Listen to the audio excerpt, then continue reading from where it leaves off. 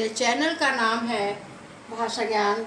जैसे पिछले कई वीडियो में हम आपको व्याकरण के बारे में क्रमबद्ध रूप से बताए चले आ रहे हैं, उसी क्रमबद्धता में आज का हमारा विषय है वचन। इसके पहले वीडियो में मैंने लिंग के बारे में बताया और इसके बाद के वीडियो में हम कारक के बारे में बताएंगे, क्योंकि ये तीनों विषय ऐसे हैं जिनका संज्ञा, सर्वनाम और विशेषण क्रिया के ऊपर गहरा प्रभाव पड़ता है। अर्थात ये संज्ञा, सर्वनाम, विशेषण क्रिया ये विकारी शब्द हैं और विकारी शब्द वही होते हैं जो लिंग, वचन और कारक के अनुसार बदलते रहते हैं। इसलिए आज वचन पर देखिए, वचन को क्या होते हैं, वचन की परिभाषा क्या होती है, भेद क्या होते हैं, इसको हम क्रमबद्ध रूप से आपको बताएंगे। तो पहले देखिए परिभाषा। शब्द के जिस रूप से उसके एक या अनेक होने का बोध होता है उसे वचन कहते हैं। जैसे लड़का एक वचन, लड़के बहुवचन। बकरा कहने से एक वचन का बोध हुआ, बकरे कहने से बहुवचन का बोध हुआ।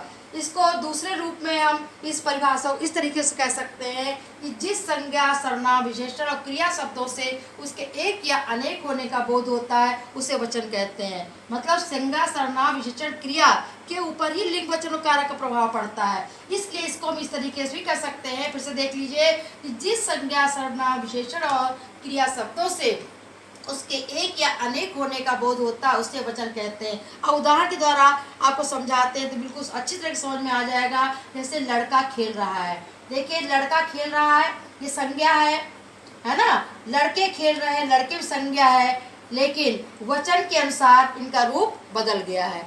लड़का का लड़के हो गया। इसी प्रकार से वह एक वचन में वह है तो बहुवचन में वे आ गया, ठीक है ना। तो सर्वनाम के ऊपर भी देखिए वचन का प्रभाव पड़ा। अब है विशेषण। घोड़ा काला है और बहुवचन में घोड़े काले हैं, ठीक है ना। ये विशेषण के ऊपर किस तरीके से वचन का प्रभाव पड़ा। और क्रिया में देखिए वो आदमी जाता है, वो आदमी जाते हैं। तो इस प्रकार से जो है वचन का किस प्रकार से संज्ञा, सर्वनाम, विशेषण, क्रिया पर प्रभाव पड़ा उदाहरण के द्वारा आपको स्पष्ट किया गया है। अब हम आपको बताएंगे वचन के भेद। वचन के दो भेद होते हैं, एक वचन और बहुवचन।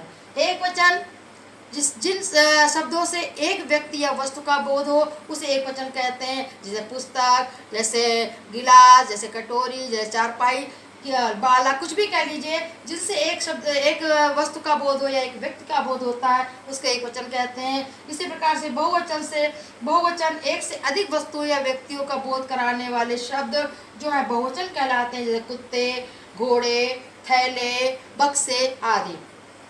इसके अतिरिक्त ये तो आप लोग शुरू से फर्स्ट सेकेंड क्लास पढ़ते आए हैं। अब आप देखिए इसके अतिरिक्त भी दो भेद होते हैं। इन दोनों के अतिरिक्त भी दो भेद होते हैं वचन के, गणनीय और अगणनीय। गणनीय जिनकी गिनती की जा सके, है ना। जैसे कोई आम है, जैसे बालक है, जैसे गिलास है, जैसे पंखे हैं। अगणनीय जैसे दूध है, दही है, आटा है, चावल, इसकी गिनती नहीं की जा सकती, लगती संज्ञा तो है ही है ये। तो दो प्रकार के वचन होते हैं और है कौन, गणनीय और अगणनीय। तो अब हम वचन संबंधी कुछ नियमों को देखते हैं। कहाँ कहाँ बहुवचन का प्रयोग होता है वो हम देखते हैं। आदर प्रकट करने, किसी को आदर देने के लिए हम एक वचन का प्रयोग कभी नहीं करते हैं। जैसे गांधी जी महान देशभक्त थे, गांधी जी महान देशभक्त था, हम नहीं प्रयोग करेंगे, है ना। तो इनको गांधी जी को आदर देने के लिए हमने बहुवचन शब्द का प्रयोग किया। इसके बाद अपना अधिकार या बड़प्पन दिखाने के लिए, जैसे हमारा आदेश सबको मानना होगा, यहाँ पर एक वचन शब्द का प्रयोग होना चाहिए था, लेकिन अपना अधिकार दिखाने के लिए हमने मैं की जगह हमारा शब्द का प्रयोग किया है। अगला है नियम। कुछ संज्ञा शब्द हमेशा बहुवचन में ही प्रयोग होते हैं। कुछ संज्ञा शब्द ऐसे होते हैं वो हमेशा बहुवचन में होते हैं, वो एक वचन में कभी नहीं होते। जैसे लोग, बाल, आंसू आदि। इसके बाद कुछ एक वचन शब्द जो होते हैं वो गण, जन, वृंद, समूह वाचक शब्दों के साथ जुड़ते हैं। ये शब्द ऐसे हैं कि समूह शब्दों के साथ जो जुड़ जाते हैं तब ये बहुवचन बन जाते हैं। जैसे अध्यापक एक वचन है, अगर गण जुड़ गया तो बहुवचन बन गया। छात्र एक वचन है, उस साथ वृंद जुड़ गया तब ये बहुवचन बन गया। इसी प्रकार आ, ई, उ, ए, ओ, औ, कारांत, मतलब जिस शब्द के अंत में आ हो, ई हो, उ हो, ए, ओ हो, औ हो, है ना, तो वो पुल्लिंग शब्द परसर्ग रहित होने पर एक वचन और बहुवचन में समान रहते। जैसे बालक दौड़ता है, देखिए बालक में क्या है, आ है, छोटा आ है, ठीक है ना। तो और इसमें परसर्ग भी नहीं है, प्रसर्ग नहीं है, इसलिए ये बालक दौड़ता है और बालक दौड़ते हैं एक वचन और बहुवचन में समान रहेंगे। प्रसर्ग समझते हैं कारक चिन्ह, समझ में आया। नदी बहती है और नदियां बहती हैं, देखिए एक वचन और बहुवचन में समान क्रियाएं लगी हैं। और अगला है आपका भाववाचक संज्ञा सदा एक वचन में रहती हैं, ठीक है। जैसे उसकी बोली में मिठास है, उनकी बोलियों में मिठास है। देखिए बोली और बोलियां एक वचन बहुवचन दोनों हो गए हैं, लेकिन ये भाववाचक संज्ञा मिठास है, इसलिए यहाँ एक वचन का ही प्रयोग किया गया है, ठीक है। अब धातु का बोध कराने वाली, जैसे चांदी है, सोना है, पीतल है, इनका बोध कराने वाली जो संज्ञाएं होती है, इनके साथ भी एक वचन का प्रयोग किया जाता है। सोना महंगा है, चांदी सस्ती, इसमें भी है लगा, इसमें भी है लगा, है का प्रयोग नहीं किया गया है। फिर बहुवचन, अब बताएंगे बहुवचन दो प्रकार के होते हैं, एक विभक्ति रहित होते हैं, एक विभक्ति सहित होते हैं। विभक्ति रहित जैसे उन विभक्ति सहित, सॉरी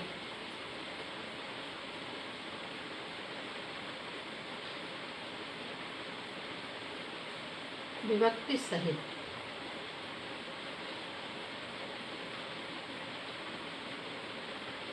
हाँ विभक्ति सहित जैसे उनके पास कारें हैं, है ना। बहुवचन दो प्रकार के, विभक्ति सहित और विभक्ति रहित। उनके पास कारें, इसमें देखिए के जो है वो विभक्ति लगी हुई है, ठीक है ना। और विभक्ति रहित वे कारों पर सवार हैं। तो विभक्ति रहित और विभक्ति सहित दोनों ही बहुवचन में प्रयुक्त किए जाते हैं। तो हम बता रहे थे कि विभक्ति रहित शब्दों के हम बहुवचन कैसे बनाते हैं। तो अगर शब्द के अंत में आ है, माने आकारांत है, तो उसके स्थान पर ए हो जाता है। जैसे कपड़ा में आकारांत है, उसका कपड़े हो गया। सपना में आकारांत है, उसका सपने हो गया, ठीक है। लेकिन इसमें कुछ अपवाद भी है, मतलब ये नियम जरूरी नहीं सब जगह नियम लगते हों। जैसे पिता का पिते नहीं करते हैं, राजा का राजे नहीं करते हैं, ठीक है ना। अब अगला नियम देखिए, छोटा, अगर शब्द के अंत में छोटा, छोटी, बड़ी, बड़ाऊ, छुटाऊ, बड़ाऊ, तो पुल्लिंग बनाते बहुवचन बनाते समय दोनों में एक समान शब्द रहते हैं, ठीक है ना।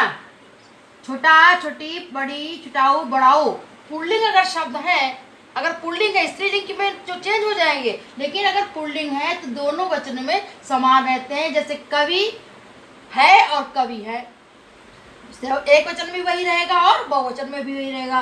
बालक है और बालक है, ठीक है। अगर यहाँ स्त्रीलिंग होगा तो चेंज हो जाएगा, ठीक है। नारी का नारियां, इस तरीके से। स्त्रीलिंग संज्ञाओं में वचन परिवर्तन, अगर शब्द के अंत में आ है तो उसका ए हो जाता है। गाय का गाय, बेल का बेले। देखिए अगर स्त्रीलिंग है तब तो चंद्र बिंदी लगेगी, अगर पुल्लिंग है तो बिंदी लग अनुस्वार लग जाएगा, ठीक है। इकारांत स्त्रीलिंग संज्ञाओं में अगर या है अंत में, जैसे गुड़िया, तो या चंद्र बिंदी हो जाएगी। बुढ़िया है तो बुढ़िया हो जाएगा। इसी प्रकार अगर शब्द के अंत में बड़ी है, उसको बहुवचन बनाना है तो क्या हो जाएगा, इया हो जाएगा। टोपी का टोपियां, ठीक है ना।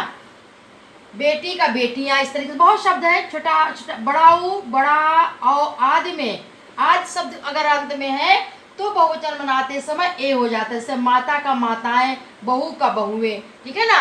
आगे देखिए, आ से समाप्त होने वाले, अब शब्द के अंत में यदि आ है तो विभक्ति रहित रूपों में कोई परिवर्तन नहीं होता। शब्द के अंत में आ है और विभक्ति रहित है तो उसमें कोई परिवर्तन नहीं होता।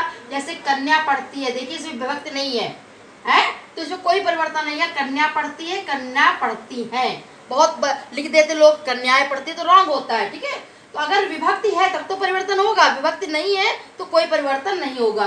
कन्या को पढ़ना, अब यहाँ पर को विभक्ति आ गई है, ठीक है, तो यहाँ पर कन्याओं हो जाएगा। अगर विभक्ति चिन्ह आ गया है संज्ञा के साथ में तो यो लग जाएगा, कन्याओं को पढ़ना है। इसी प्रकार से जिस शब्द के अंत में ऊ, बड़ाऊ, ओ, छुटाऊ, बड़ाऊ है तो बहुवचन बनाते समय उसमें हम ओ लगा देते हैं। जैसे आलू का आलुओं, ठीक है ना।